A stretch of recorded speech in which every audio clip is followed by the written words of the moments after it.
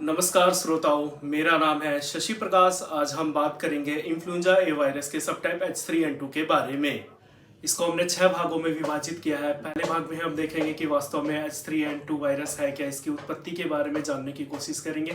साथ ही साथ देखेंगे Indian council of medical research इसके बारे में क्या कहता है और मिनिस्ट्री ऑफ हेल्थ का क्या क्या इसके बारे में डाटा रिलीज कर रखी है। साथ ही साथ देखेंगे कि इसके टोटल केसेस अभी तक कितने हुए हैं और ये भी जानने की कोशिश करेंगे कि क्या वायरस नया है कि पुराना है। साथ में हम विश्लेषण करेंगे उन 2 मौतों के बारे में, जो कि एक कर्नाटका में हुई है और दूसरी हरियाणा में। दूसरे भाग में हम देखेंगे कि इस वायरस के लक्षण क्या है, मतलब अगर शरीर में हो जाता है तो शरीर क्या क्या लक्षण दिखाएगा कि आपको पता लग सके कि आपको H3N2 वायरस है कि नहीं है। तीसरी बात है जो इसके बारे में हम जानने की कोशिश करेंगे वो इसकी पैथोफिजियोलॉजी, मतलब अगर ये शरीर में हो जा रहा है तो ये शरीर के किन किन हिस्सों को प्रभाव कर रहा है। चौथी बात हम देखेंगे कि कौन कौन से आयु वर्ग इसके लिए सुरक्षित है। पांचवी बात देखेंगे कि इसकी रोकथाम कैसे कर सकते हैं और जो छठा और आखिरी भाग देखेंगे कि वो इसका उपचार क्या क्या हो सकता है।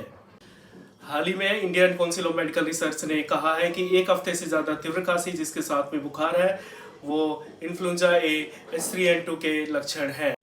मिनिस्ट्री ऑफ हेल्थ ने अभी 10 मार्च को एक नोटिस जारी करा जिसमें उसने कंफर्म करा कि H3N2 की वजह से 2 मौतें हुई है, एक कर्नाटक में दूसरी हरियाणा में। चलिए इन मौतों के बारे में जान लेते हैं।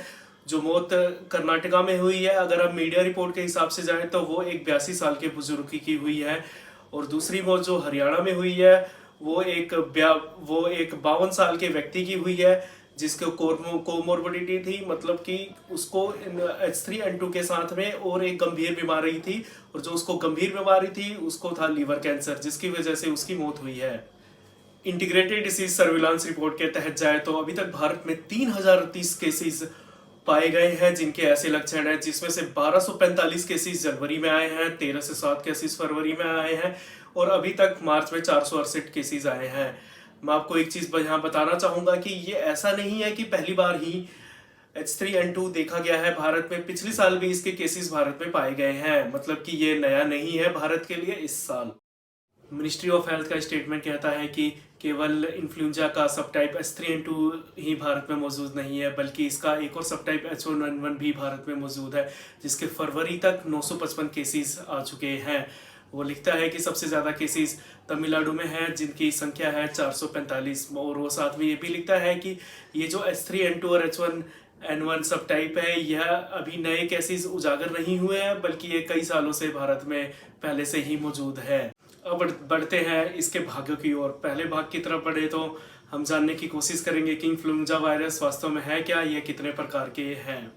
इन्फ्लुएंजा वायरस जो कि संक्रामक बीमारी फ्लू करवाता है उन्हें 4 भागों में बांटा गया है, जो कि है प्रकार ए, प्रकार बी, प्रकार सी और प्रकार डी। प्रकार ए को फिर अलग अलग विभिन्न सब टाइप में बांटा गया है, जो कि प्रकार ए के सब टाइप है H3N2 और H1N1, जिसमें से H3N2 है वो डोमिनेंट है H1N1 से। जैसा कि टाइप ए संक्रामक बीमारी करता है वैसे ही टाइप बी भी संक्रामक बीमारी करता है। पिछले 9 हफ्तों में हमें टाइप बी के भी केसेस पाए गए हैं। इसके विपरीत टाइप सी और टाइप डी के अभी तक कोई केसेस नहीं मिले हैं। मतलब कि जो इन्फ्लुएंजा 4 प्रकार के होते हैं, प्रकार ए, प्रकार बी, प्रकार सी, प्रकार डी, जिसमें से प्रकार ए और प्रकार बी ही इन्फ्लुएंजा को करवाते हैं। US centre for disease control and prevention कहता है कि 1968 में जो फ्लू का पेंडेमिक आया था वो H3N2 ने ही करवाया था, जिसकी वजह से पूरे विश्व में 10 लाख लोग मारे गए थे और यूएसए में 1 लाख लोग मारे गए थे। मिनिस्ट्री ऑफ हेल्थ कहता है कि जो ये केसेस अभी H3N2 के बढ़ रहे हैं ये ऐसा नहीं है कि ये पहली बार ही बढ़ रहे हैं। मिनिस्ट्री ऑफ हेल्थ के अनुसार जाए तो ये जो केसेस है ये साल के कुछ महीनों में बढ़ते हैं फिर घट जाते हैं। उनका कहना है कि ये केसेस हर साल जनवरी से मार्च तक बढ़ते हैं और दूसरी बार ये मॉनसून के बाद में बढ़ते हैं, मतलब कि साल में 2 बार ये केसेस बढ़ते हैं। पहला हो गया जनवरी से मार्च तक और दूसरा हमारा मॉनसून के बाद में। तो मिनिस्ट्री ऑफ हेल्थ फिर ये कहता है कि मार्च के बाद इन केसेस का जो दर है वो फिर से कम होने लगेगा। अब बात करते हैं इसके साइन एंड सिम्टम्स यानी कि लक्षण के बारे में। तो जो H3N2 है इसके जो लक्षण है वो बाकी किसी अन्य फ्लू के जैसे ही है, मतलब कि आपको खांसी होगा, बुखार होगा, सिर में दर्द होगा, आपकी नाक बहेगी, आपको अत्यधिक थकान होगी और कुछ केसेस में ये भी पाया गया है कि पेशेंट को उल्टी भी हो रही है या डायरिया हो रहा है, लेकिन ये बहुत कम केसेस में हो रहा है। इंडियन मेडिकल एसोसिएशन कहता है कि जो H3N2 संक्रमण करवा रहा है वो 5 से 7 दिन तक ही रहता है, और जो बुखार है वो तीसरे दिन के बाद से जाने लगता है, और लेकिन जो खांसी है वो लगभग 3 हफ्ते तक रह सकती है। Indian council of medical research कहता है कि इन्फ्लुएंजा वायरस के जो सबसे ज़्यादा केसेस जो हॉस्पिटल में भर्ती हो रहे हैं वो H3N2 सब टाइप के हैं, जिसमें से जो लोग भर्ती हो रहे हैं उसमें 6% लोगों को निमोनिया पाया जा रहा है और कुछ 6% लोगों को मिर्गी जैसे लक्षण भी देखे जा रहे हैं। इन जो 6% लोग हैं जिनको निमोनिया पाया जा रहे हैं, इनमें से कुछ मरीज गंभीर हो जा रहे हैं, जिनमें से 7% लोगों को ICU की जरूरत पड़ रही है और 10% लोग को ऑक्सीजन की जरूरत पड़ रही है। अब बात करते हैं कि इसकी पैथोफिजियोलॉजी के, मतलब ये वायरस अगर आपके शरीर में घुस जा रहा है तो ये किन किन भागों को खराब करता है। तो ये जो वायरस है ये सीधा हमारे जो श्वास नली है उस पर असर करता है, क्योंकि जो श्वास नली की जो कोशिकाएं हैं वहाँ जाके ये अपना हीमोग्लोबिन पार्टिकल बनाता है और वहाँ ये अपने आप को बढ़ाने लगता है, और ये इतना बढ़ा लेता है कि जो हमारे फेफड़े हैं, फिर फेफड़ों का जो काम होता है ऑक्सीजन का आदान प्रदान, और ये वायरस बढ़ते चले जाते हैं तो फिर हमारे फेफड़े ऑक्सीजन का आदान प्रदान नहीं कर पाते हैं। दूसरा तरीका ये है कि वायरस जब शरीर में अंदर घुसते हैं तो जो शरीर के रोगों से लड़ने की प्रतिरोधक क्षमता है उससे उनको ये कम करने लग जाते हैं, जिसकी वजह से शरीर हमारा कमजोर होता चला जाता है। अब चलते हैं अगले भाग की तरफ, जिसमें हम देखेंगे कि ये कौन से आयु वर्ग इससे ज़्यादा असुरक्षित है। तो इंडियन मेडिकल एसोसिएशन कहता है कि यह जो वायरस है वह अपना शिकार बनाता है जो कि 15 साल से कम है या 50 साल से ज़्यादा है। वह साथ में ये भी कहता है कि जिनको कोमोर्बिडिटी है वह उनके लिए वायरस ज़्यादा घातक है, मतलब किसी को पहले से अगर अस्थमा है, डायबिटीज़ है, हाइपरटेंशन है या कोई नसों की बीमारी है या फिर कोई कैंसर है, उनके लिए वायरस और ज़्यादा घातक है। अब बात करते हैं कि इस बीमारी को फैलने से कैसे रोका जाए। डॉक्टर मोदी इंडियन एक्सप्रेस से बात करते हुए कहते हैं कि खुद की स्वच्छता रखना ही सबसे बड़ी इसकी रोकथाम है, मतलब कि आप खाना खाने से पहले अच्छे से हाथ धोएं, चेहरे को छूने, नाक को छूने या गालों को छूने से पहले अच्छे से हाथ धो लें।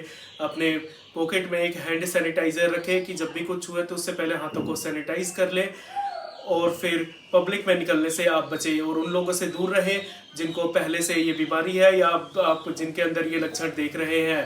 Doctor Randeep Guleria AIIMS new Delhi के डायरेक्टर कहते हैं कि आप बाहर निकल रहे हैं तो मास्क पहन के निकलिए। दूसरी बात यह है कि आपके शरीर को इससे लड़ने के लिए प्रतिरोधक क्षमता को आप बढ़ाना पड़ेगा, जिसके लिए आपको ज़्यादा फल खाइए, सब्जियां खाइए, जिसमें हरी सब्जियां ज़्यादा खाइए और साथ में जूस पीजिए। आप कोशिश करिए कि बाहर के तले हुए खाने से या फैटी खाने से बचें इस समय में। ICMR कहता है कि H3N2 वायरस के फ्लू में एंटीबायोटिक ना दे, क्योंकि जो एंटीबायोटिक है वो एंटीबैक्टीरियल्स होता है, मतलब बैक्टीरिया से उपचार करता है, और जो H3N2 है वो वायरस की वजह से होता है। एंटीबायोटिक तभी देना चाहिए जब कोई अगर सेकेंडरी इन्फेक्शन डेवलप हो जाए जो कि बैक्टीरिया की वजह से हुआ हो। साथ में डॉक्टर्स जो होते हैं बाकी फ्लू की दवाई चलाते हैं और रोगी ठीक हो जाता है। मतलब कि अगर मैं इस पूरे केस की समरी करूं तो पहली बात यह है कि आपको बिल्कुल भी घबराना नहीं है। ये H3N2 है, हर साल भारत में आता है, मतलब कि हर साल इसके केसेस मिलते हैं। ये साल में 2 बार इसके केसेस बढ़ते हैं, जो कि वही अभी इसके केसेस बढ़ रहे हैं, मतलब मार्च तक बढ़ेंगे और मार्च के बाद अपने आप कम हो जाने लगेंगे। और जो शरीर की प्रतिरोधक क्षमता है अपने आप इससे लड़ लेती है और फिर ये हमारे शरीर से चला जाता है, मतलब कि आप ठीक हो जाते हैं। बस आपको क्या करना है, रोकथाम करना है, बचना है, मतलब कि बाहर निकलिए तो मास्क पहन के निकलिए, ताज़ा फल हरी सब्जियां खाइए, जूस पीजिए, अपने शरीर की प्रतिरोधक क्षमता को बढ़ाइए, तब जाके ये इन्फ्लुएंजा वायरस है जो कि H3N2 है बिल्कुल ठीक हो जाएगा। आशा करता हूँ कि आपको यह वीडियो अच्छी लगी होगी और ज्ञानवर्धक होगी। अगर अच्छी लगी है तो ज़रूर लाइक करें और चैनल पे नए हैं तो चैनल को सब्सक्राइब करें, क्योंकि मैं आगे भी ऐसी ही ज्ञानवर्धक और अच्छी बातें आप लोगों के लिए लेके आऊँगा। तब तक के लिए आप हंसते रहिए, मुस्कुराते रहिए। अगर आपके मन में कोई सवाल है तो आप उसे कमेंट सेक्शन में जाके पूछ सकते हैं। मैं कोशिश करूंगा कि जल्द से जल्द उसका जवाब दूं, या फिर मैं नीचे डिस्क्रिप्शन में अपना ईमेल आईडी दे दूंगा, आप वहां मेल भी मुझे कर सकते हैं। मैं आपको कोशिश करूंगा कि जल्दी से जल्दी रिप्लाई करूं। धन्यवाद।